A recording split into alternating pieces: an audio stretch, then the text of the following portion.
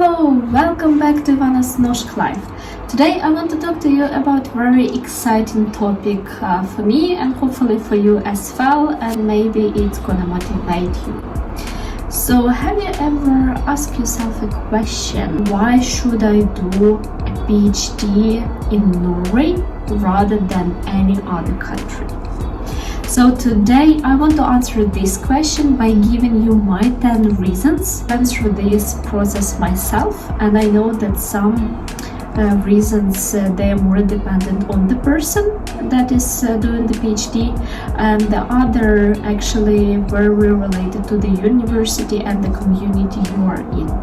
So in my case, the first reason why I think it's so nice to do PhD in Norway is because in Norway you're an employee when you're a PhD and you're not a student.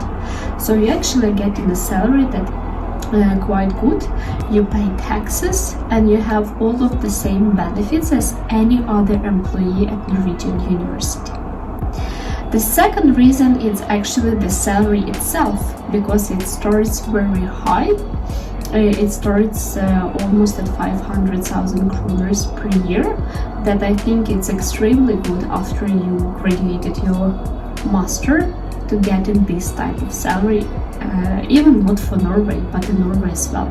The third reason is that when you start a PhD in Norway, you will be supplied with the computer.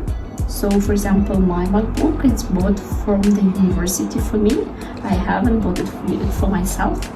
You will get at least one screen. It could be also two screens that you can connect your computer to the screens. You will also always have different office supplies like pencils, notebooks and stuff you need, and you also can make an order. What you want to have, you will have your place, like working space where you will be working. The first reason, in my personal opinion, it is that while you're doing your PhD, you are becoming an expert in some specific field. So it means that you are acquiring some knowledge and some skills that could be unique and could be combined with something more generic and needed for their current world and current situation. So you can easily shift yourself during 3-4 years. You can shift yourself from one direction to another and acquire missing knowledge and become an expert in something you haven't been. So in my previous video I was talking about why it is so hard to get a job in Norway. If you're interested, you can take a look, but I think that this point also helps in the future quite a lot. The fifth reason is actually maybe not that much relevant during the COVID, but hopefully COVID is gonna end someday, and it is traveling that is covered by the university. And how it is done, for example, when I was a PhD, I visited United States, I visited China, I visited Poland, Italy, France,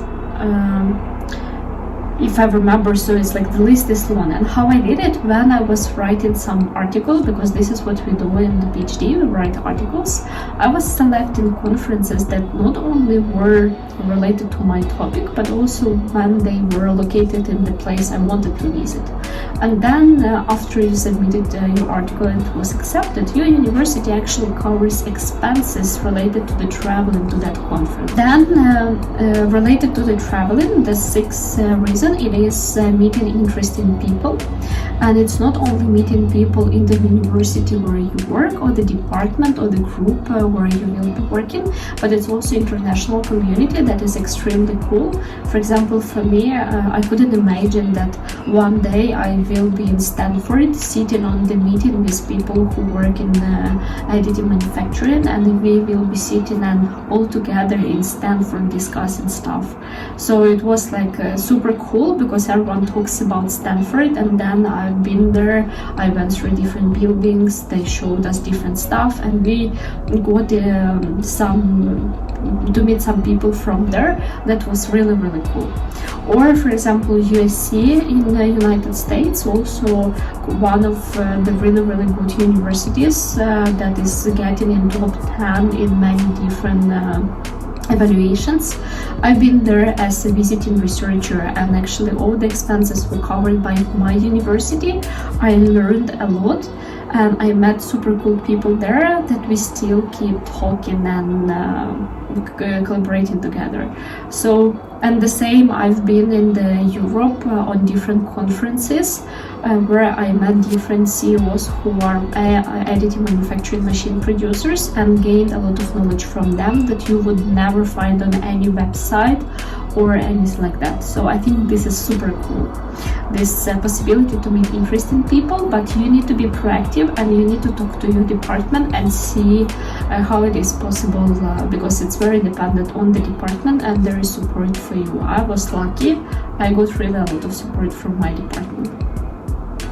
Then I think the reason number 7 can be really important for many people. It is you have quite a lot of time to learn Norwegian. It's like 3-4 years to learn Norwegian and practice it, and you can you can learn it here in Norway. That will be much quicker, and you would be able to start talking at early stages with your colleagues and students and so on. So it will help you to develop and improve your language much quicker than if you do it outside of the country and actually don't pay any money.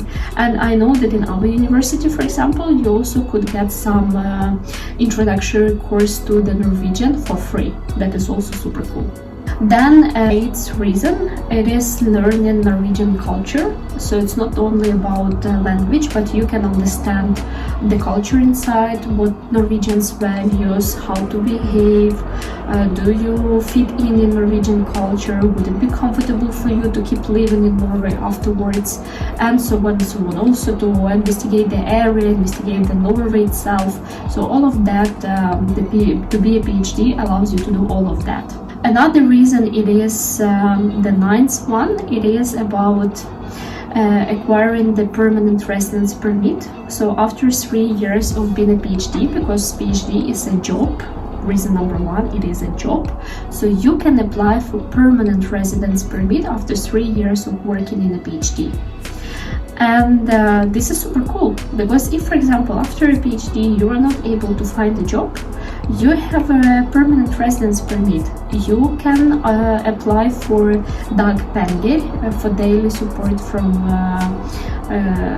employment organization here, and keep searching your job. So this is super cool. I think it's very important. And then the last reason it is that you would get enough time to find the job after PhD. So in the end of your PhD, you first of all you will get more connections inside the Norway. You will get more connection in the industry with different people here. You will acquire friends and so on. So then it will be much easier for you. Maybe you will go to some of these industries and keep working with them, or maybe you will get an offer at the university or some another project in the university that you could keep working here. So, or just by knowing Norwegian and having a unique skill set, you would be able to find a good job in Norway. So this is my 10 reasons why I think it's so cool to do a PhD in Norway, and I hope they will motivate you to consider Norway as a country, and I wish you good luck. And next time we will talk about Easter in Norway, because Easter is coming, and I want to talk to you how actually in Norway we celebrate Easter and how I merge Ukrainian traditions with Norwegian ones during this celebration. Thank you for watching until the end. Don't forget to subscribe and hit the like button, and see you next time. Bye!